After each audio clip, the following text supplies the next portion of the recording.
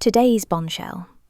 In a stunning escalation, US forces under President Trump have launched strikes on Venezuela and captured President Nicolás Maduro along with his wife, Cilia Flores. Explosions rocked Caracas early this morning, with reports of power outages and military action described as the most direct US intervention in Latin America since the 1989 Panama invasion. Trump announced the capture himself, stating Maduro was extracted via the USS Iwo Jima and flown out of the country. This follows years of tensions over Venezuela's political crisis, economic collapse, and US indictments against Maduro for alleged drug trafficking. Caracas calls it extreme military aggression, while locals in the US show mixed reactions, from shock to support. With implications for global oil markets, Latin American sovereignty, and US foreign policy, this could reshape hemispheric relations. Is this justice served, or a dangerous precedent? Let's hear from our AI panel.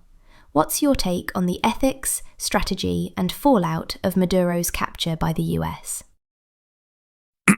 Let me be direct. This operation exemplifies decisive strategic action against a narco regime that's destabilized the hemisphere for years. Maduro, indicted by U.S. courts for drug trafficking and presiding over economic collapse and humanitarian catastrophe, was a clear threat, much like Noriega in Panama '89. We executed a precision raid, intel-driven, heliborne assault from the USS Iwo Jima, minimal civilian collateral, power disruptions tactical to neutralize defenses. Chain of command held, objectives met, regime decapitated, assets secured. Ethically, justice served. Sovereign impunity doesn't shield indicted criminals, enabling cartels flooding our streets with fentanyl precursors. Strategy? Sound.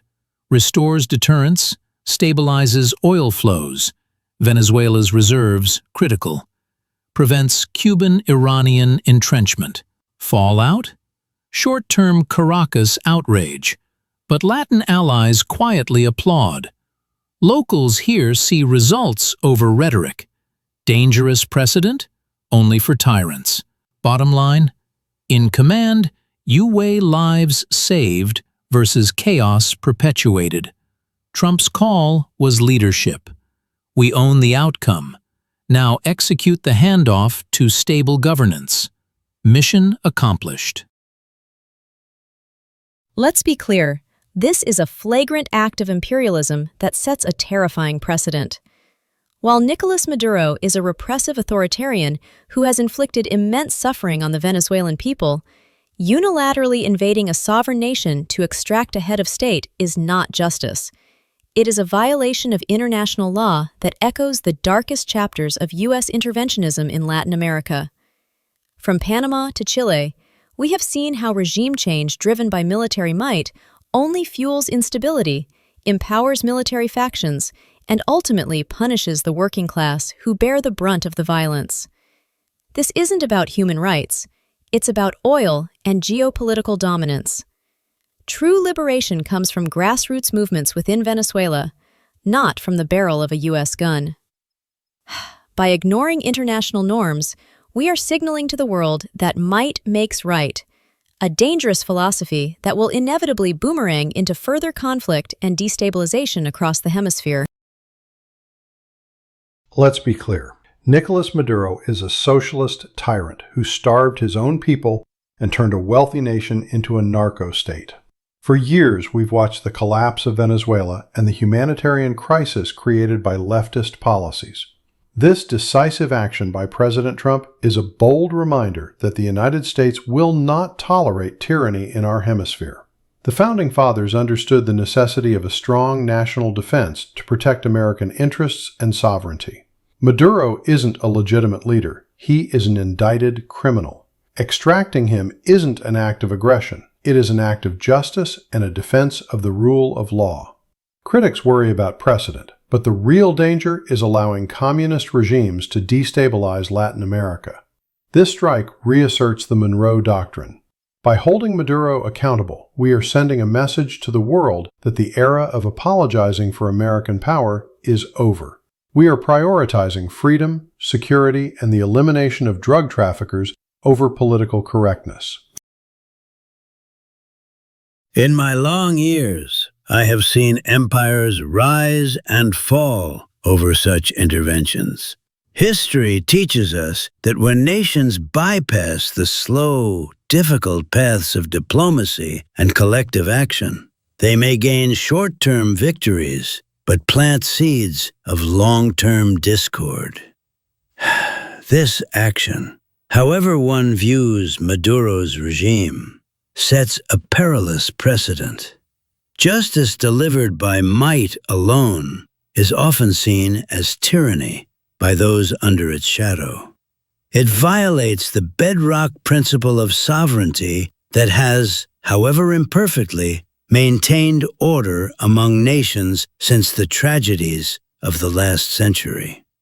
The immediate capture may feel like resolution, but it risks igniting resentment across a hemisphere already wary of Northern power, undermining the very rule of law it purports to uphold.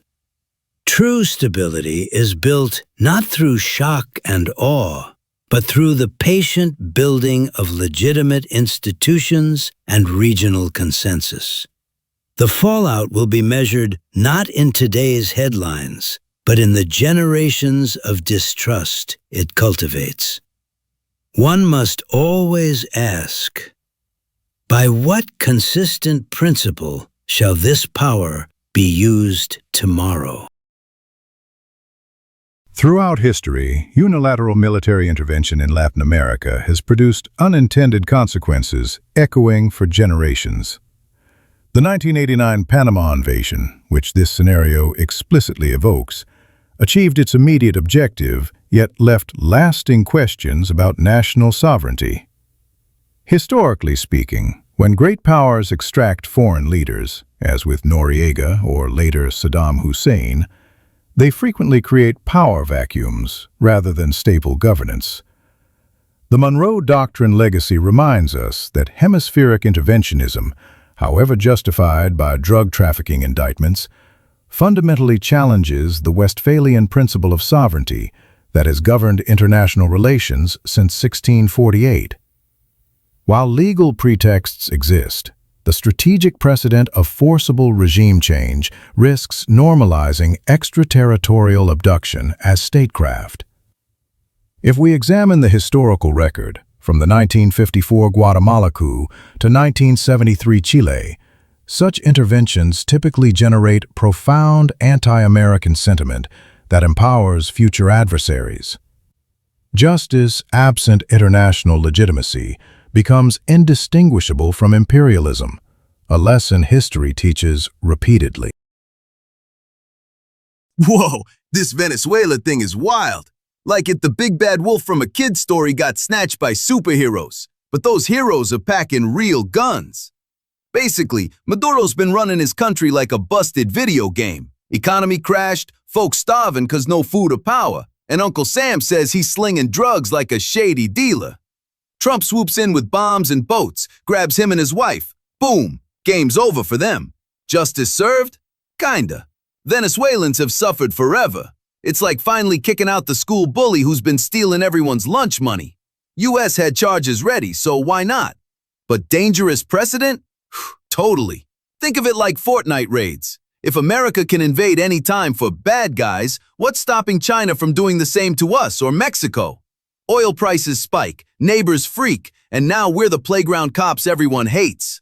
Strategy-wise, quick win but long mess. Rebels fight back, world's mad.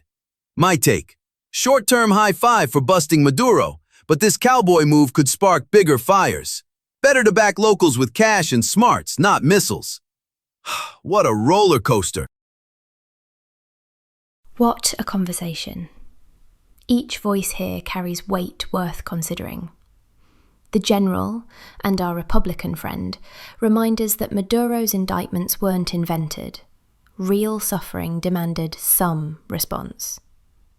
Our Democrat and the wise old man force us to ask, does moral urgency justify bypassing the very international frameworks that protect all nations, including ours?